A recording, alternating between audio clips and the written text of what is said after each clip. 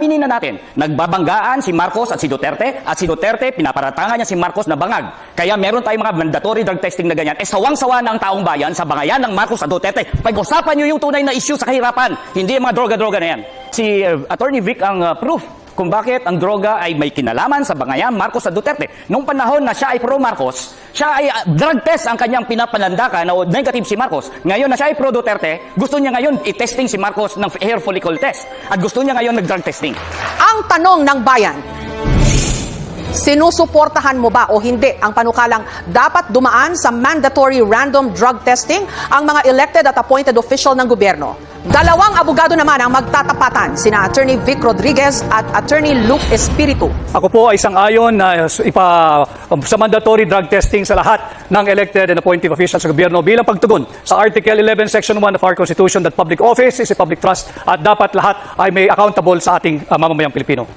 Pakinggan po naman natin ang posisyon ni Attorney Luke Espiritu. Ang pagsupo sa droga, hindi yan magic formula para sulbahin ang lahat ng kabulukan sa gobyerno. And dyan na naman tayo, ginagamit na naman natin ang droga bilang pinagkakasya natin ang problema ng buong bayan na yan ang magiging problema. Yan ay tukhang mentality ni Duterte. Kaya yan lumalabas dahil aminin na natin, nagbabanggaan si Marcos at si Duterte pinaparatangan niya si Marcos na bangag. Kaya meron tayong mga mandatory drug testing na ganyan. Sawang-sawa ng taong bayan sa bangayan ng Marcos at Duterte. Pag-usapan niyo yung tunay na issue sa kahirapan, hindi yung mga droga-droga na yan.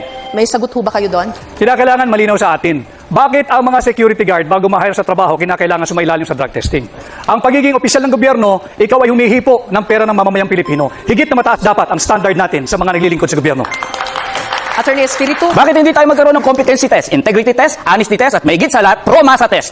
Dahil yun ang mas importante yung mga issue sa ating bansa. Yan ba yung bangayan ni Marcos at ni Duterte? Yan ba may kinalaman yan sa sahod na hindi nakabubuhay ngayon? Yan ba may kinalaman sa kontraktualisasyon na nagpapahirap sa ating mga manggagawa? Yan ba may kinalaman sa kahirapan? Yan ba may kinalaman sa presyo ng mga bilihin? At yan ang mga nararamdaman ng taong bayan sa ngayon, hindi yung bangayang Marcos at Duterte. Ang usaping droga ay hindi bangayan ng dalawang nagbabangga ang pamilya sa politika. Ito ay tunay na nangyayari at nagaganap sa ating bansa. Kaya ako ay naninindigan na dapat sumailalim ang lahat ng opisyal ng pamahalaan at simulan natin sa tanggapan ng Pangulo.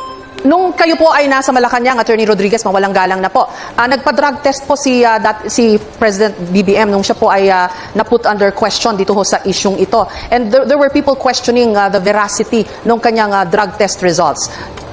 I agree, Ma'am Jessica.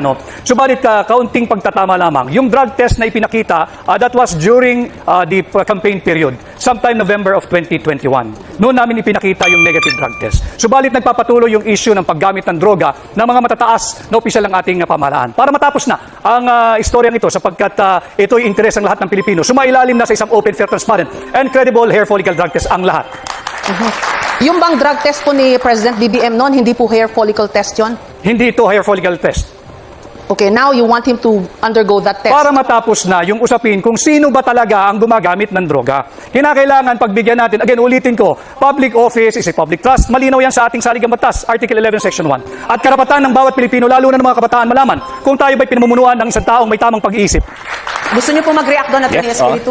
Si Attorney Vic ang proof kung bakit ang droga ay may kinalaman sa bangayan Marcos at Duterte. Nung panahon na siya ay pro-Marcos, siya ay drug test ang kanyang pinapalandakan na negative si Marcos. Ngayon na siya ay pro-Duterte, gusto niya ngayon i-testing si Marcos ng hair follicle test. At gusto niya ngayon nag-drug testing. Maraming salamat po kay Attorney Rodriguez and kay Attorney Espiritu.